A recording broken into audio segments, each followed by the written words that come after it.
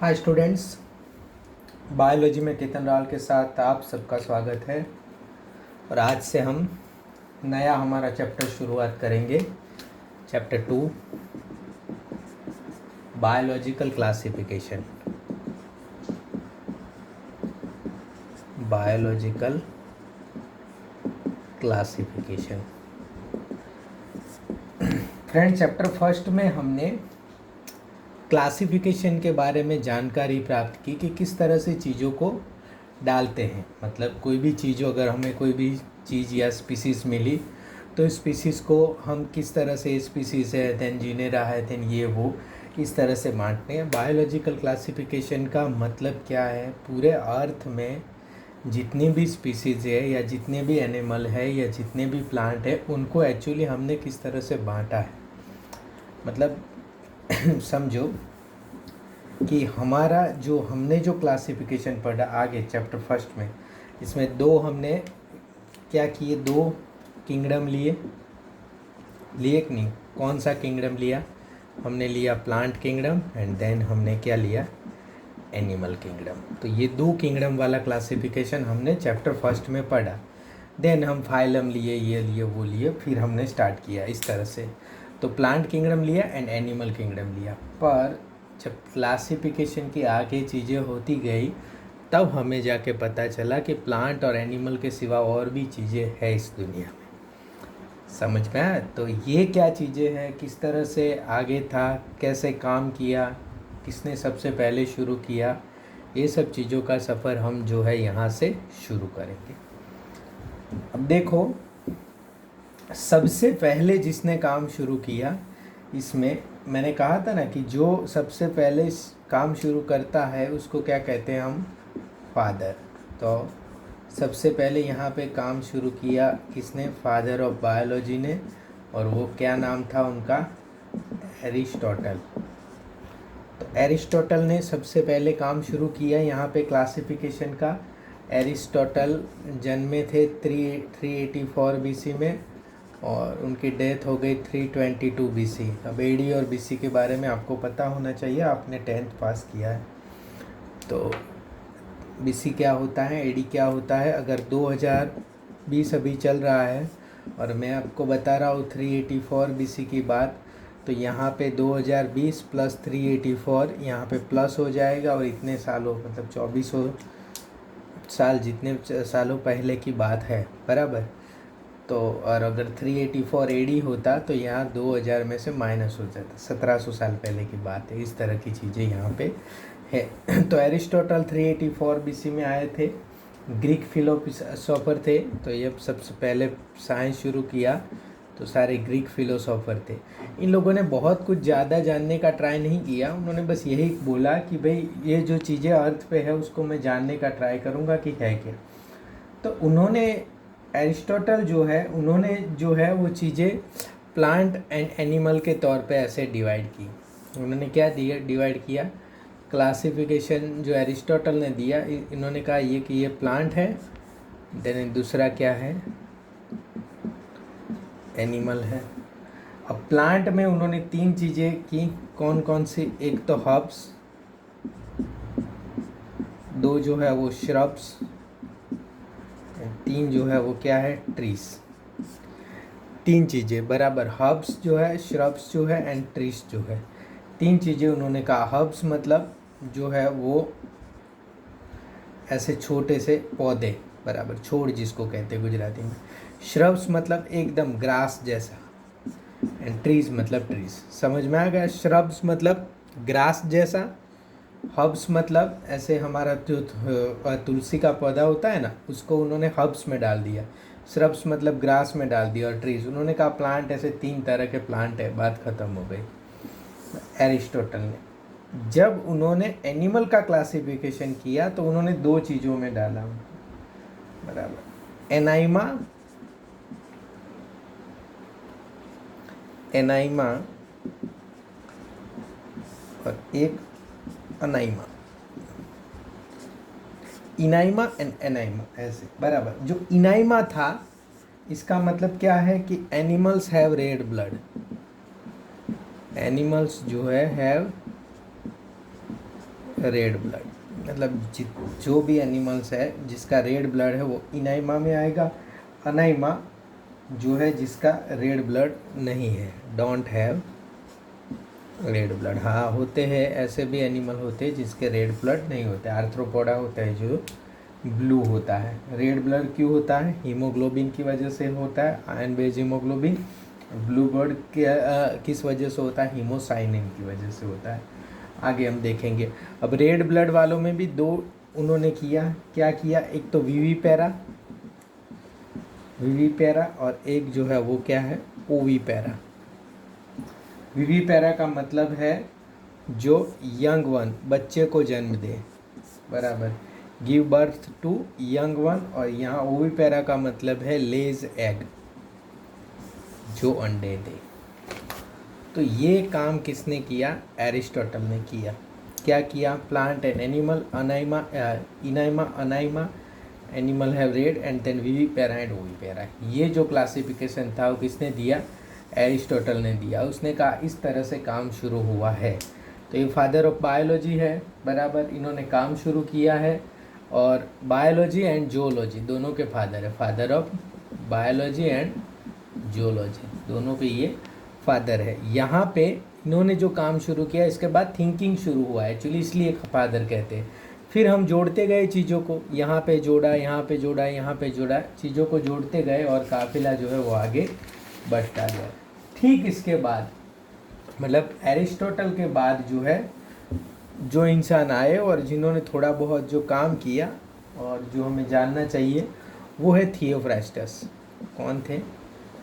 Theophrastus. ये कब आए? 371 बीसी में। वो 384 थे, तो कितने सालों बाद जन्मे हो गए?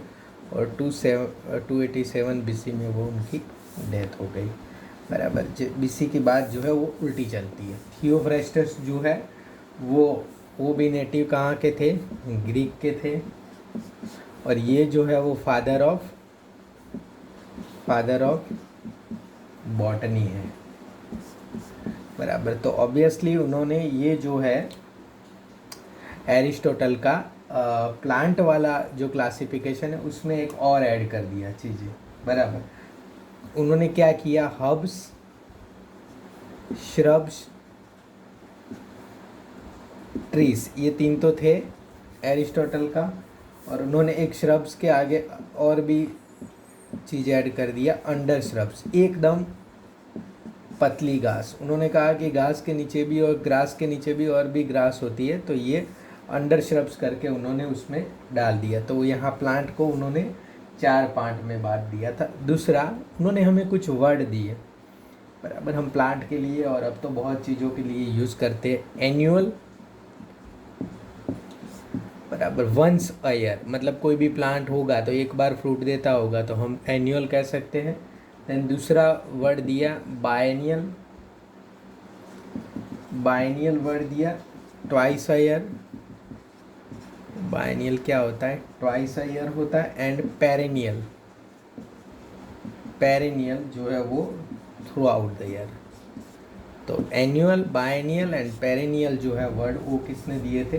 थियोफ्रास्टस ने दिए थे। अब ये सब ऐसे तो कुछ देते नहीं थे, बुक्स में देते थे, और कुछ बुक्स जो है बहुत इंपॉर्टेंट है इन लोगों की। तो थियोफ्रास्टस की जो आपको बहुत इंपॉर्टेंट बुक याद रखनी है जिसके बेसिस पे वो फादर ऑफ बॉटनी बन गए, तो वो है फर्स्ट बुक उनकी हिस्टोरिका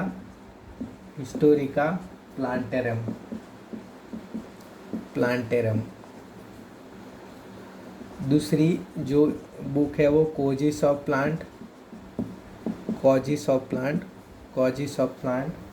एंड तीसरी जो है वो इंक्वायरी इनटू प्लांट।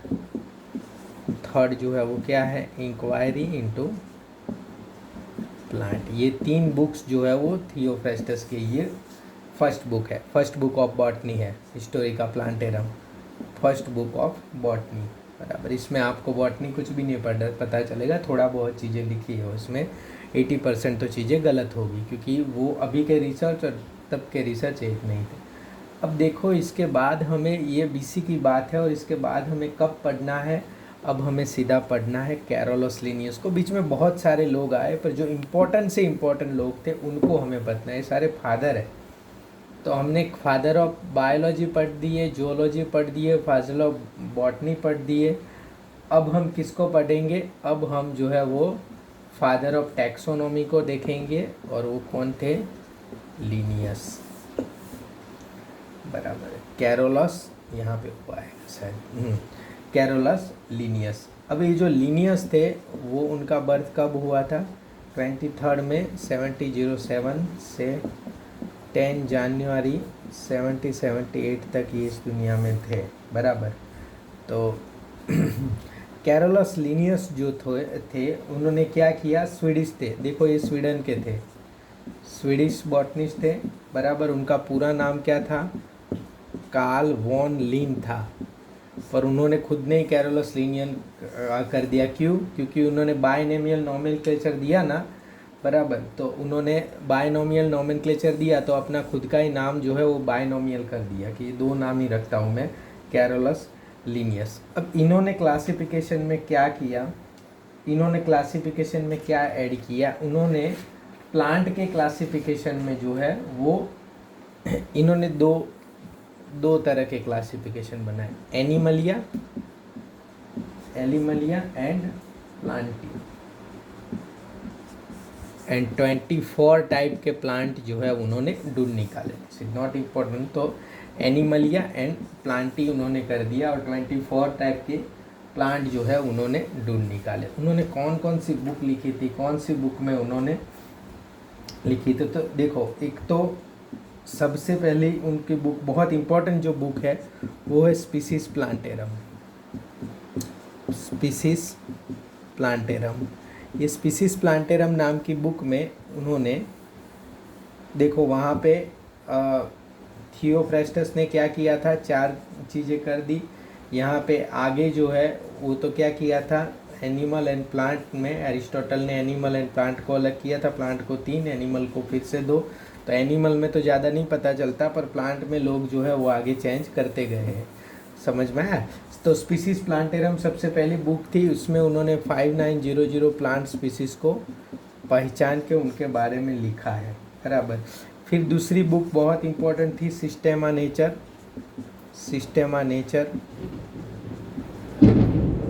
और सिस्टेमा नेचर बुक में उन्होंने 4326 एनिमल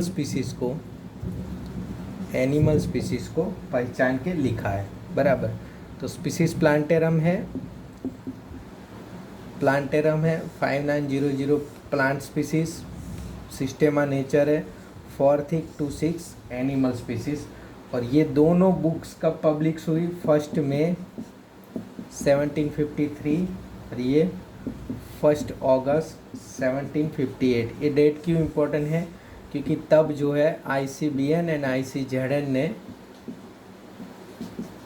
नाम देना शुरू किया। बराबर। तो ये Species Plantarum and Genera Plantarum जो है 1 अगस्त 1753 एंड 1 मई 1753 एंड 1 अगस्त 1758। स्पीसीज प्लांटेरम ने 5900 प्लांट स्पीसीज, सिस्टेमा नेचर में कौन है? 4326 एनिमल स्पीसीज। क्लियर हुआ? अब दूसरी चीज़, जितनी भी इसने बुक लिखी है लिनियस ने, कौन कौन सी बुक लिखी है लिनियस ने? सबसे पहले तो है हॉर्टस अपलांडिस। बस ये याद रखना है आपको कि कौन कौन सी बुक लिखी है इसने। फिलोसोफिया बोटानिका, देन जो है वो स्पीसीज प्लांटेरम,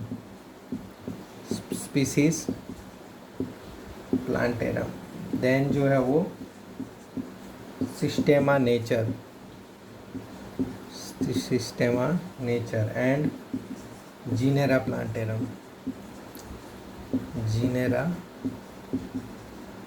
प्लांटेरम। इतनी बुक जो है वो लिनियस ने लिखी थी। बराबर। लिनियस और ये दोनों की पब्लिश डेट आपको याद रखनी है। Species plantarum 1 May 1753 and systema naturae जो है 1 अगस्त 1758। क्लियर हो गया आपको? कैरोलस लिनियस ने क्या किया था, 24 प्लांट स्पीसीज को ये कर दिया था एंड इतनी बुक्स लिखी थी उन्होंने, और ये सब काम इन्होंने एनिमलिया एंड प्लांटे जो है वो यहाँ पे उन्होंने बांटा था। देखो इन्होंने क्या चीज़ें नहीं की थी। अब ये सिर्फ लिनियस के बारे में नहीं है, बराबर, लिनियस के आगे जितने भी आए, बराबर, उन्होंने कौन कौन सी चीज़ें ये लोग छोड़ गए थे, उनके क्लासिफिकेशन में इनकी बात ही नहीं थी, बराबर। कौन कौन सी चीज़ें? एक तो यूकैरियोट्स एंड प्रोकैरियोट्स के बारे में कोई बात नहीं हुई थी। अब what is eukaryotes and what is prokaryotes, ये दोनों सेल के टाइप्स है। ऐसा सेल जिसमें यहाँ पे न्यूक्लियर मेम्ब्रेन हो एंड न्यूक्लियस के अंदर मटेरियल है, वो यूकैरियोट्स है। प्रोकैरियोट्स मतलब ऐसा सेल जिसकी न्यूक्लियस डिस्टिंग्विश ऐसे न्यूक्लियस मेम्ब्रेन ना हो, ऐसे ही यहाँ पे अंदर ऐसे मटेरियल हो, न्यूक्लियोलस वगैरह, और बहुत ही कम जो है वो ये सेल ऑर्गेनल्स हो। यहाँ पे सबसे बहुत ज़्यादा टाइप की सेल ऑर्गेनल, माइटोकॉन्ड्रिया, रिबोसोम वगैरह, एंडोप्लाज्मिक रेटिकुलम सब होता है, यहाँ पे इतना सारा नहीं होता। तो यूकैरियोट्स को अगर हम कह सके तो एक डेवलप्ड सेल करें बोलेंगे, और ये अंडर डेवलप या अनडेवलप्ड सेल कहेंगे। समझ में आया? तो यूकैरियोट्स एंड प्रोकैरियोट सेल, कौन से ऑर्गेनिज्म में यूकैरियोट सेल है, प्रोकैरियोट सेल है, ऐसा इन लोगों ने कोई भी अलग तरह से उनको बांटा नहीं था। उनको प्लांट और एनिमल बस, और कुछ भी नहीं। देन जो है वो क्या है, यूनिसेल्युलर एंड मल्टी सेल्यूलर को भी अलग इन लोगों ने नहीं बांटा था। यूनिसेल्युलर एंड मल्टी सेल्यूलर को भी अलग नहीं बांटा था, बराबर। यूनिसेल्युलर मतलब ऐसे ऑर्गेनिज्म जिनके पास एक सेल है, मल्टी सेल्यूलर मतलब ऐसे ऑर्गेनिज्म जो बहुत सारे सेल हैं। ये भी डिफरेंस नहीं बोला था। Then photosynthetic and non photosynthetic को भी अलग नहीं किया था। अब आप कहोगे सर नहीं ये तो किया था, क्योंकि प्लांट एंड एनिमल में फोटोसिंथेटिक एंड नॉन फोटोसिंथेटिक तो अलग हो गए, animal non photosynthetic, plant photosynthetic. पर इन लोगों ने प्लांट में फंजाई को भी रख दिया था। इसको फंगी मत कहना, उसको फंजाई कहते हैं, बराबर। तो फंजाई को भी उन्होंने कहा प्लांट में रख दिया था, और प्लांट जो है फंजाई जो है वो फोटोसिंथेटिक नहीं होती।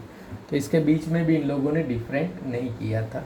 देन किस में नहीं किया था, हेटेरोट्रॉपिक एंड ऑटोट्रॉपिक, इसमें भी इन लोगों ने डिफरेंट नहीं किया था। तो photosynthetic, non fisher, heterotrophic, autotrophic, unicellular, multi cellular, eukaryotes, prokaryotes, इन चीज़ों के बीच में इन लोगों ने डिफरेंट नहीं किया था। और इसमें तो इसलिए बहुत सारे ऑर्गेनिज्म जो है वो यहाँ पे जो है अलग रह जाते थे, या एक ही क्लास में पढ़ते थे जिनका कोई कैरेक्टरिस्टिक मैच नहीं था। तो उन्होंने ये सारी चीज़ें जो है वो सिर्फ मॉर्फोलॉजी के हिसाब से की थी, बराबर, ग्रॉस मॉर्फोलॉजी। इन्होंने और सारी चीज़ें जो है वो खाली मॉर्फोलॉजी के हिसाब से देखी थी, बाकी इन्होंने देखी नहीं थी।